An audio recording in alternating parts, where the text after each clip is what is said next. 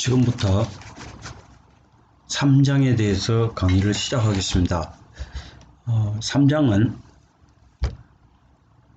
이 타이틀이 우리가 숨쉬는 공기에 대해서 여러 가지 내용으로 설명을 하고 있습니다. 그러면 생물이 존재하는 조건이 어떤 것이 있느냐 하면, 일단은 동식물을 비롯한 이 생물의 존재 조건이 뭐냐면 생존을 해야 되고 생명을 유지를 하고 종족이 번식이 가능해야 되는 겁니다. 그래서 숨을 쉰다는 내용으로 본다면 일단 공기에 많이 함유가 되어 있는 산소, 그러니까 유산소 조건, 이제 그거를 우리는 호기성이라고 그럽니다. 에어로빅 컨디션, 그러니까 산소가 있는 조건이다.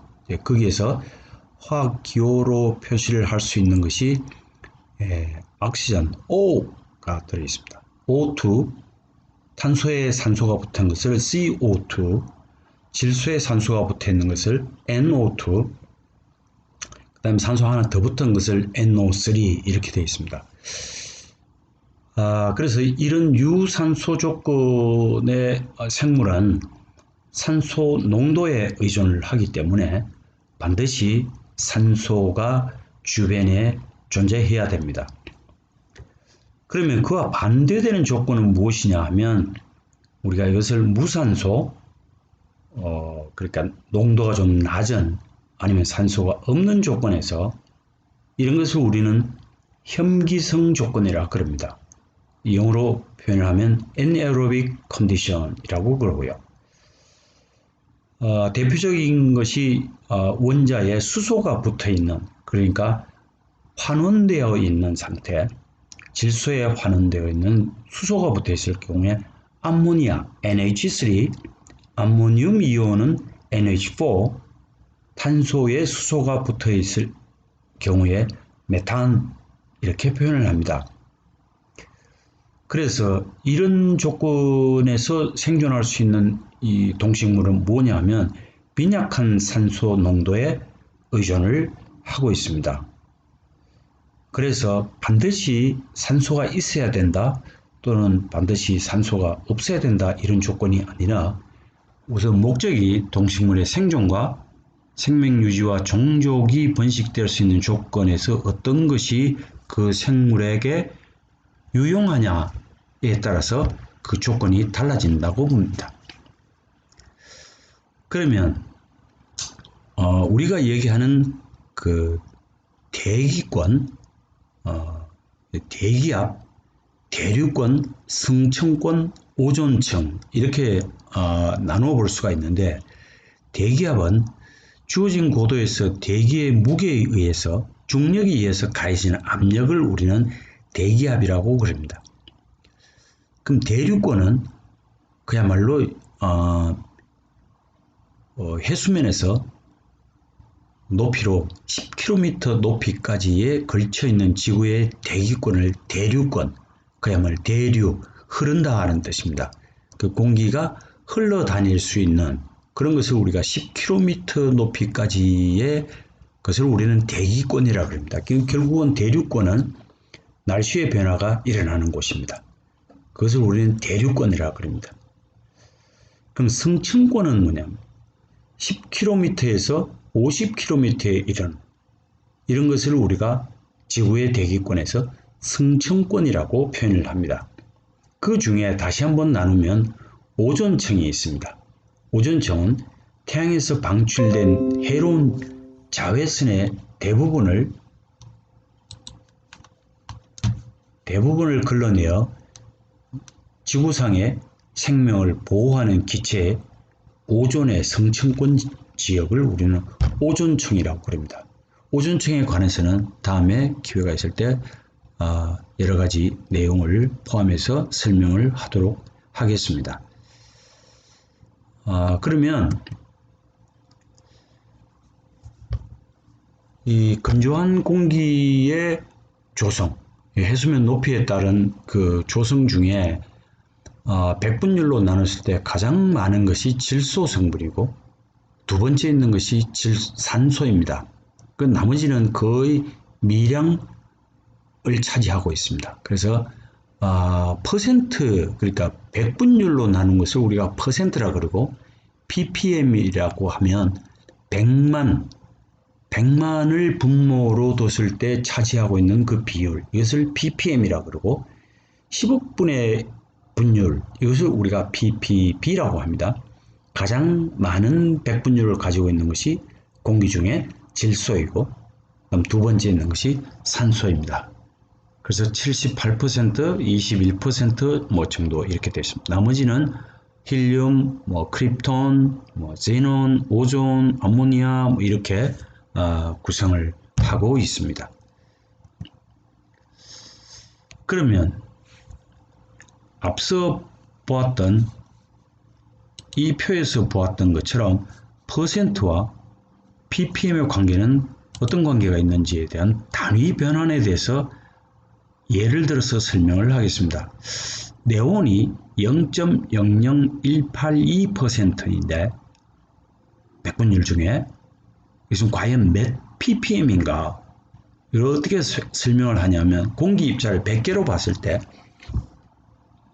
100개 입자 중에 네온은 0.00182개가 존재를 하는 것을 백분율로 환산한 것을 우리가 네온이 0.00182%라고 합니다.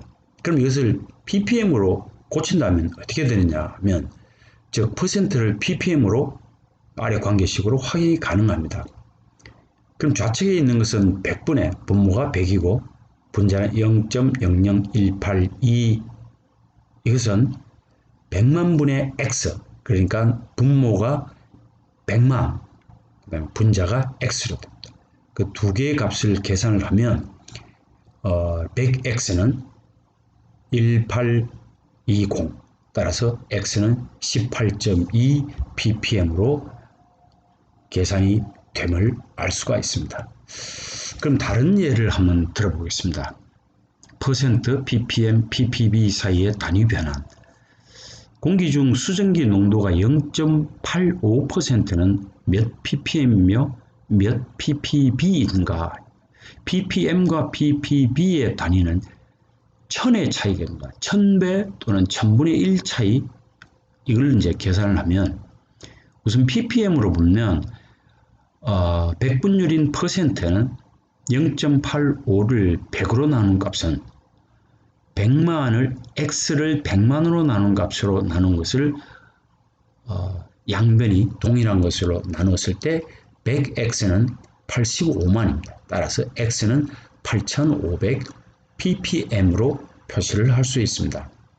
그럼 ppb는 어떻게 했나요? 거기에 1000을 더 나누면 되는데 오리지널 계산으로 한다면 0.85를 100으로 나눈 값은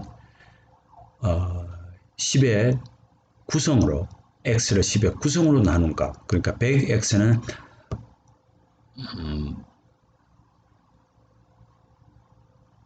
그러면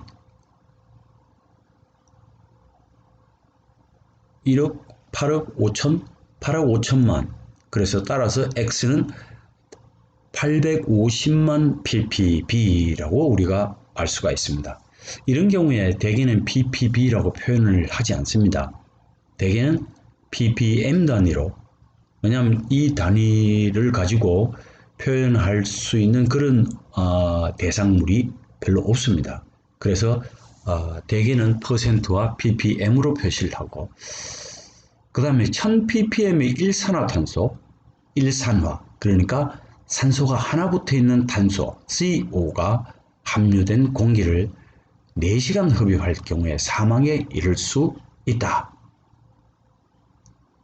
이게 과학적인 근거입니다. 그럼 1000ppm의 CO는 몇 퍼센트에 해당하는가 보면 공기 입자 100만 개당 1000개 CO일 때 100개당 X개인가 이렇게 표현할 때 분자에 1000을 놓고 왜냐하면 1000개 CO라 그랬기 때문에 분모에 100만을 두고 X를 100으로 나눈 값 왜냐하면 이건 퍼센트였으니까.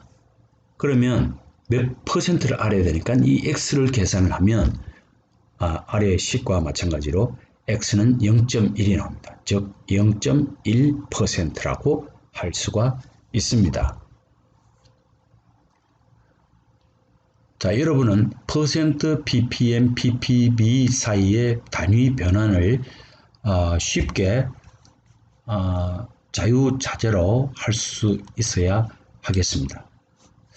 자, 그럼 두 번째, 공기는 순수한 기체의 공급원인데 일반적으로 아까 이 표에 앞에 있는 그 표로 보면 질소가 가장 많고 그 다음에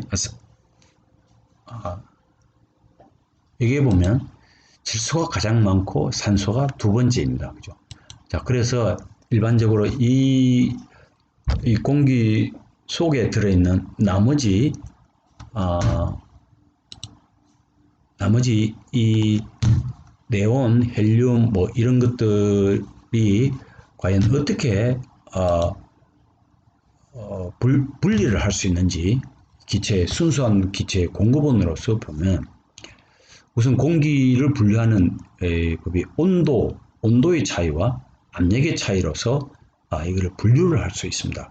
우선 공기 속에 질소, 산소, 아르곤, 물, 수증기겠죠. 물, 그다음 CO2 뭐 이런 것들이 들어 있습니다.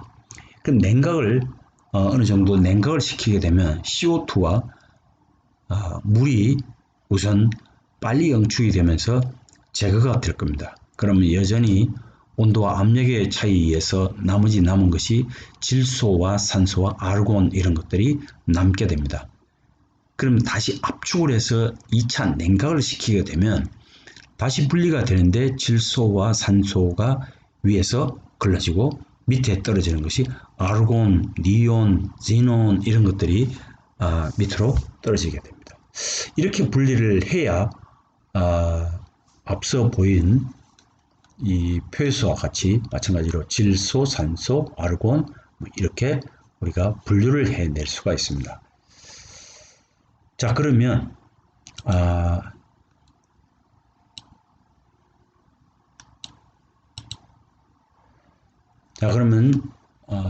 우선 산소에 대해서 설명을 하도록 하겠습니다.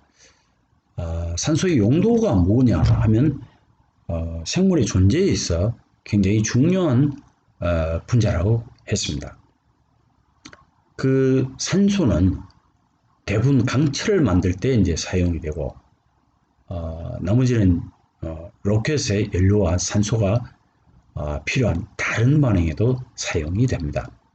그럼 질소는 언제 쓰여지느냐 하면 공업적으로 쓰이는 데가 굉장히 많습니다. 그래서 질소는 화학적으로 반응성이 매우 약합니다. 그래서 비활성 대기 역할로 많이 쓰이고 공기가 있으면 이러한 공정에 공기가 있으면 뜨거운 금속이 산소와 반응을 할 수 있습니다. 결국은 이 금속이 산소와 만나게 되면 반응을 하여 열이 발생을 합니다. 때로는 플레임, 그러니까 불꽃도 만들어지기도 합니다. 그 다음에 이 질소는 식물에 물론 이제 동물로 보면 단백질 공급원이지만 원체적으로 질소는 대기 속에 있는 암모니아 이런 것들을 합성하는데 결국은 식물이 기체 질소를 식물에 고정시켜준다. 이런 의미로 우리는 질소 고정이라고 그럽니다. 나이트로전 픽세이션이라고 그럽니다. 대기 중에 질소 기체를 물에 녹여서 콩과 식물의 뿌리가 흡수할 수 있는 형태의 화합물로 바꾸는 과정이다. 이렇게 봅니다. 결국은 최종적으로 식물성 단백질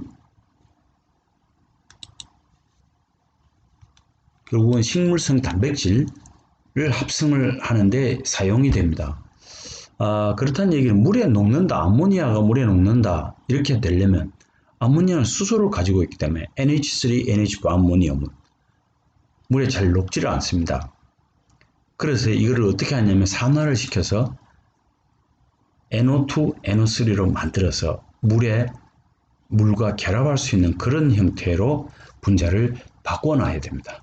그 말이 지금 뿌리가 흡수할 수 있는 형태의 화합물, 이것이 NO2, NO3라 이렇게 표현할 수 있습니다. 자, 그러면 여기에서 보다시피, 그 다음에 이 표에서 보다시피 네온, 헬륨, 메테인, 수소, 크립톤 뭐 이런 것들이 있습니다. 그랬을 때 그 영족 기체라는 게 뭐냐면 주기율표상에 제8쪽에 해당되는 니온, 힐륨,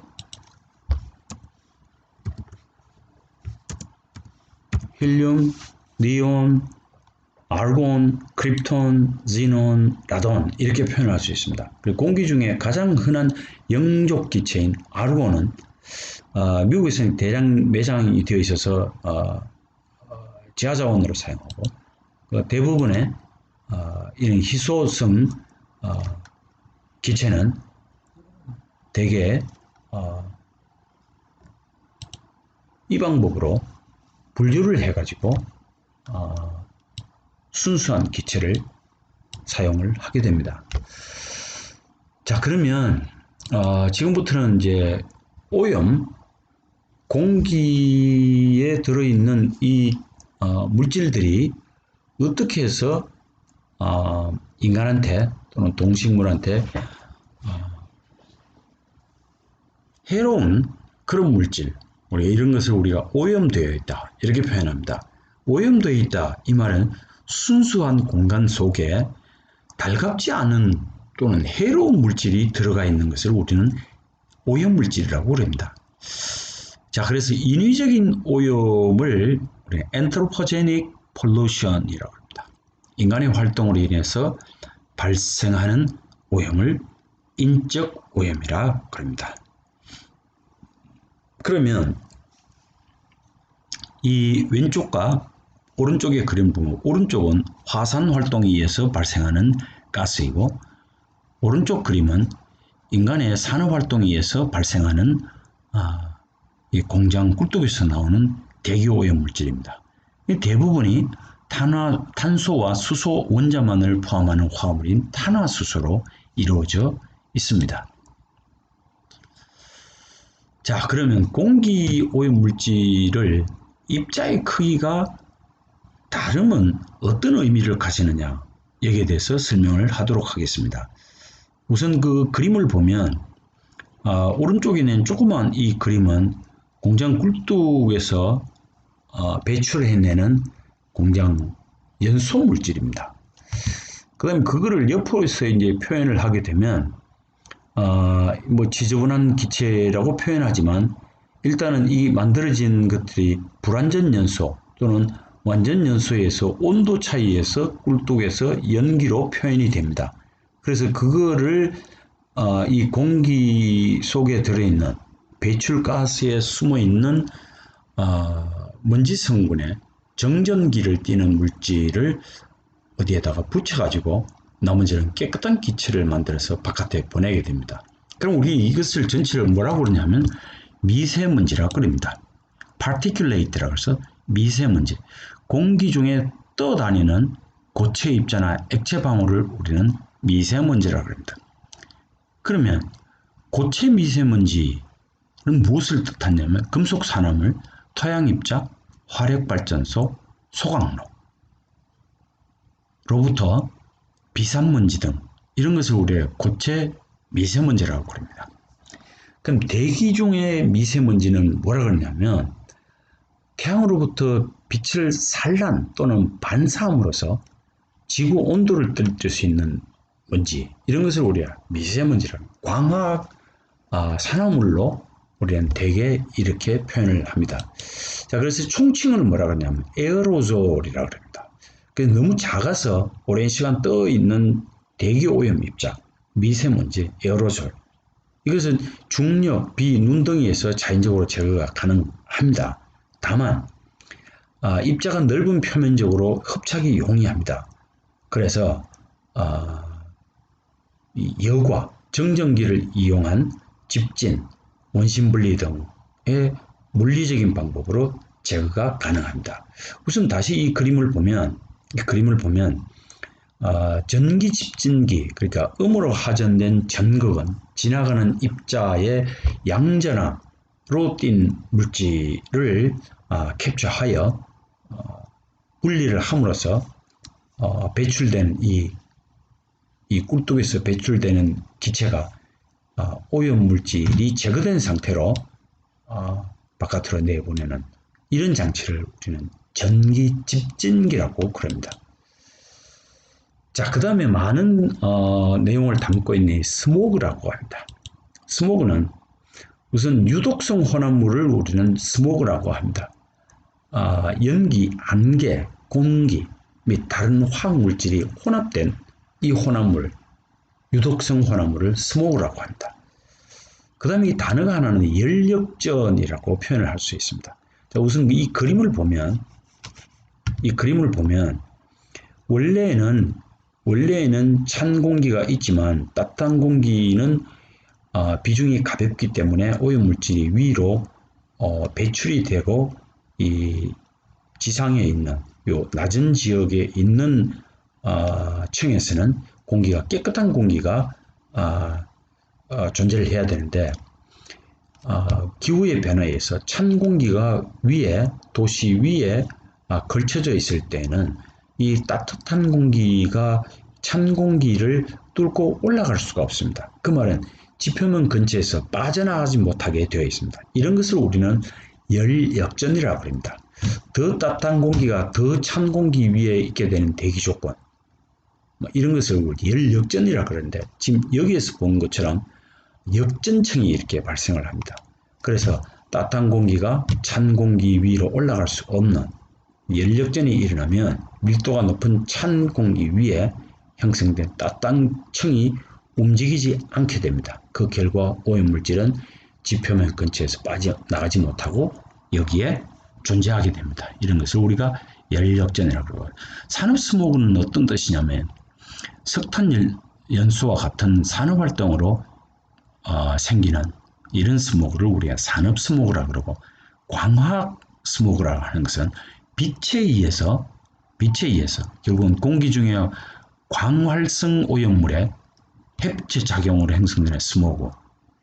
이산화황은 거의 없지만 질소산화물, 오존, 그 다음에 오존 결합형 탄화수소, 유기 과산화물, 이런 것들이 여기에 해당이 되겠습니다.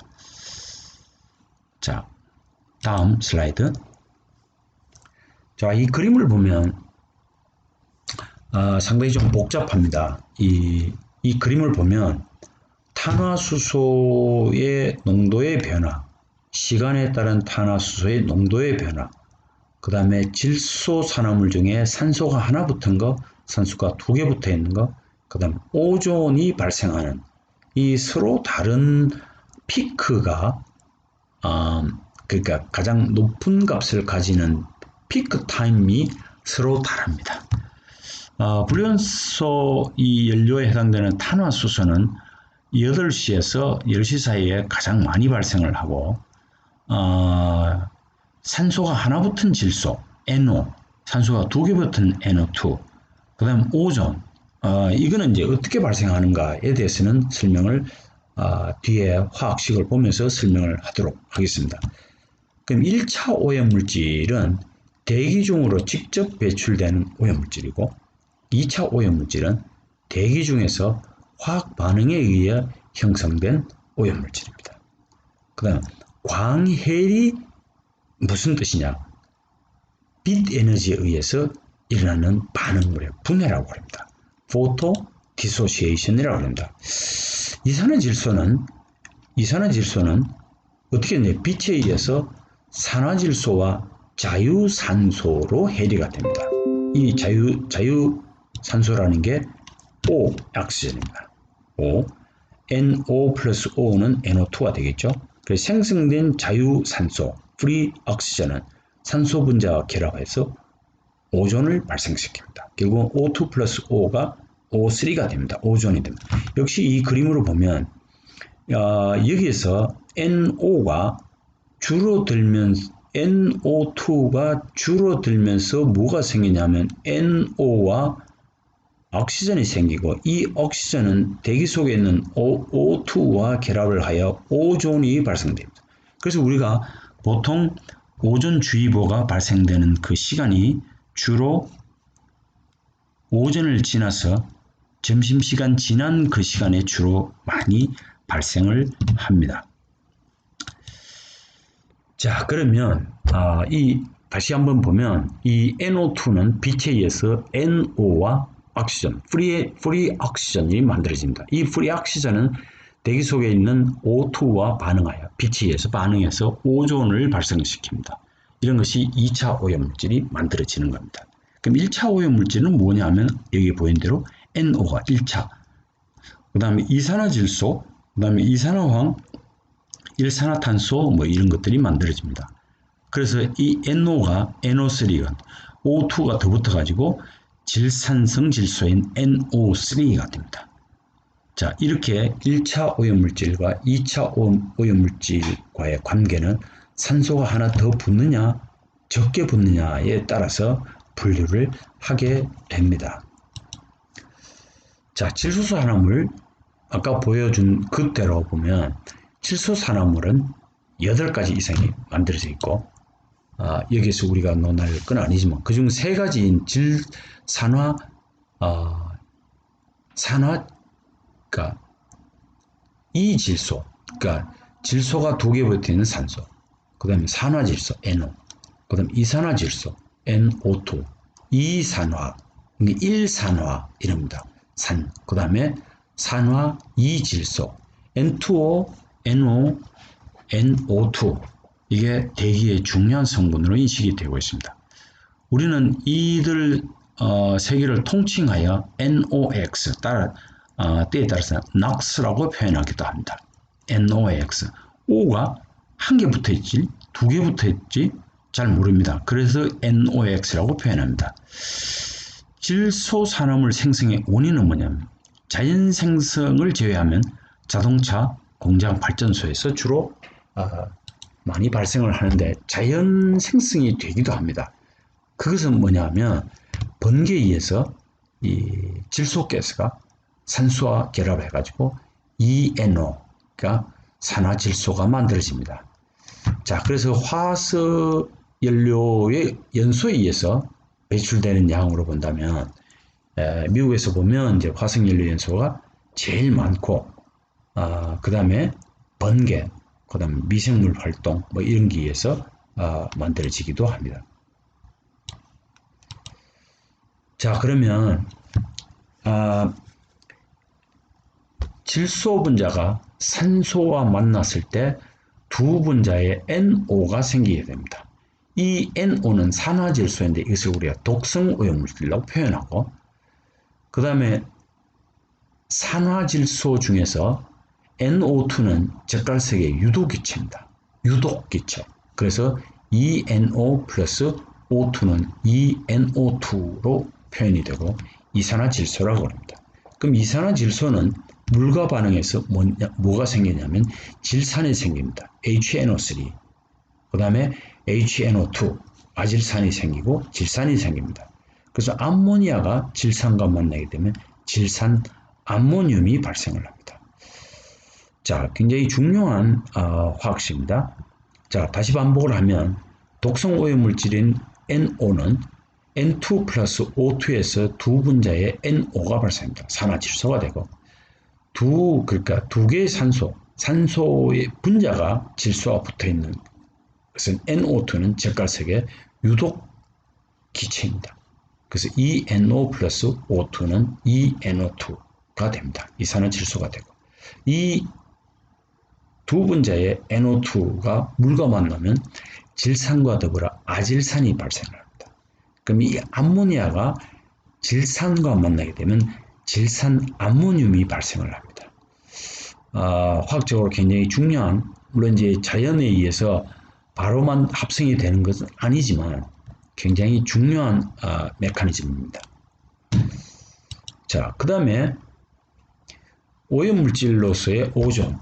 동소체는 무슨 뜻이냐면 한 원소의 다른 분자의 형태다. 이렇게 보면 산소, 그 다음에 옥시전, 그 다음에 오존, 뭐 이런 것을 우리가 동소체, 이것을 우리가 오존으로 본다면 한 원자, 한 원소, 산소에 대해서 O도 있어. 그 다음에 O2도 있고 O3도 있습니다. 그래서 오존에 대한 대기 환경 지수와 대기 환경 계열을 본다면 대기 환경이 좋을 때 이거는 오존 농도고, 그 다음에 왼쪽은 오존 농도고, 그 다음에 대기 환경 지수가 있고, 그 다음에 우리나라도 대기 환경 계열에서 좋고 보통이고 나쁨 이렇게 표현을 합니다. 그래서 대기 환경 지수도 우리나라도 이것을 기준을 정해놓고 시민들에게 알려주고 있습니다. 자, 이산화황 주요 1차 오염물질로 보면 황을 함유하고 있는 화합물이 산소 O2와 결합. 결합이라는 것은 사실 화학적으로는 결합, 그러니까 산화이고 물리적으로는 연소라고 표현합니다. 그럼 이 황이라는 솔리드와 가스인 상태가 만나서 SO2가 되면 이것은 산화가 됩니다. 화학적 표현은 산화이고 물리적으로는 결합을 한다고 해서 연소한다고 표현합니다. 자, 석탄에 황을 함유하고 있는 황철광이 연소하면서 산소와 반응을 하여 SO2를 생성합니다.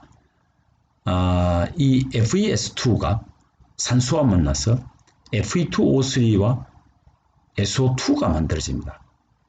그럼 이럴 경우에 이 SO2가 생성이 되는 것입니다.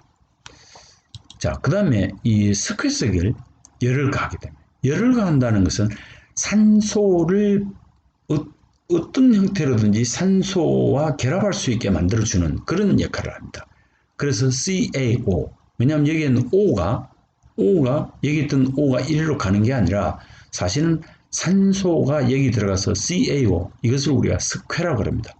그 다음에 CO2가 만들어지고, 그럼 CaO는 결국은 SO2, 그럼 무엇이 나면 석탄을 황철광을 연소하면서 생성된 SO2를 CaO와 반응을 시키면 아황산 칼슘이 생깁니다. CaSO3. 그럼 SO3가 물하고 만나게 되면 황산이 만들어집니다. 이런 경우 그럼 결국은 황을 함유하고 있는 화합물, 그러면 철광석 속에 황이 들어있는데 이것을 연소를 시켜야 철을 얻을 수가 있습니다. 그래서 연소를 시킬 때 Fe2O3를 만들고 대기 속으로 뭐가 가냐면 SO2가 만들어집니다. 이 대기 속으로 가는데 이걸 그냥 보낼 수도 없고 이거 물하고 만나게 되면 역시 마찬가지로 산성비가 만들어집니다.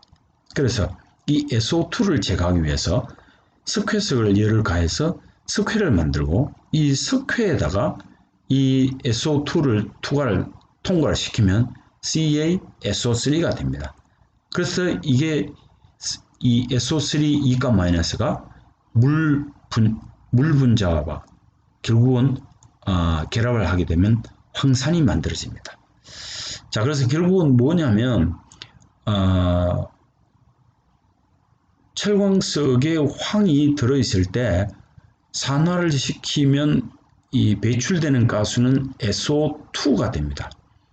그럼 이 SO2를 제거하기 위해서는 석회석을 석회로 만들어 가지고 이 석회와 SO2가 반응을 하여 CaSO3가 만들어지도록 해야 결국은 SO3를 물에 통과를 시키면 황산이 만들어집니다. 자, 그러면 슬라이드 2개, 3개 정도 남았습니다. 이산화황, 그 주요 1차 오염물질, 석탄에 황을 함유하고 있는 철광석이 황철광이 연소하면서 산소와 반응해서 SO2를 생성을 합니다. 그럼 이산화황을 제거를 하는 데는 배기가스로 일단은 제거가 됩니다. 굴뚝으로 나가게 됩니다. 그럼 이걸 그냥 둘 수는 없고, 그래서 석회석 CaCO3를 가열해서 석회를 얻습니다. 그래서 배기가스인 이산화황과 반응시키게 되면 아황산 칼슘으로 제거가 됩니다. 뭐냐? CaSO3로 됩니다.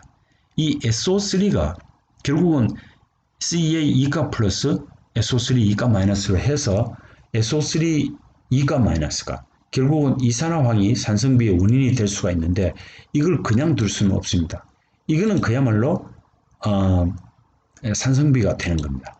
그래서 이걸 인위적으로 SO3를 물에다가 통과를 시키면 이 가스가 물에 녹아서 황산의 형태로 남게 됩니다. 만약에 자연의 이 꿀뚝에서 그냥 나갔을 때 비가 오게 되면 이거는 산성비, 결국은 황산이 되면서 pH가 굉장히 낮아지는 상태로 환경이 굉장히 열악한 상태로 만들어지게 됩니다. 자, 그러면 용융 탄산 소듐과의 반응을 이용해서 SO2는 어떻게 제거할 것인가? 배기가스 중에 가장 많은 것이 SO2입니다. 그러면 이 꿀뚝에서 여기서 보다시피 여기에는 SO2가 없습니다. SO2가 없는데 아까는 이 SO2를 어떻게 했냐면 이 SO2를 이 CaO와 결합을 시켜서 CaSO3로 만들어가 결국 물에 통과를 시키고 나니까 이게 SO3가 황산으로 되었는데 여기서는 그렇게 하지를 않습니다. 자, 그러면 이산화황은 SO2는 용융 탄산나트륨과 반응해서 아황산나트륨 결정을 형성합니다. 여기서 보시면 Na2SO3가 만들어집니다. SO2하고 Na2CO3 탄산 소듐 카보네이트가 됩니다. 소듐 카보네이트. 그래서 이 소듐 카보네이트와 반응해서 Na2SO3가 만들어집니다. Na2CO3 그 탄산나트륨과 반응해서 이 아황산나트륨 Na2SO3를 형성해서 결정체로 제거를 할 수 있습니다.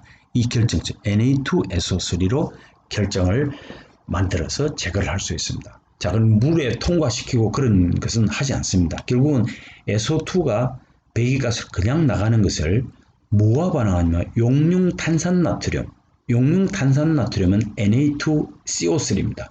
이 리퀴드 상태에서 이 두 개가 반응을 하면 Na2SO3가 됩니다.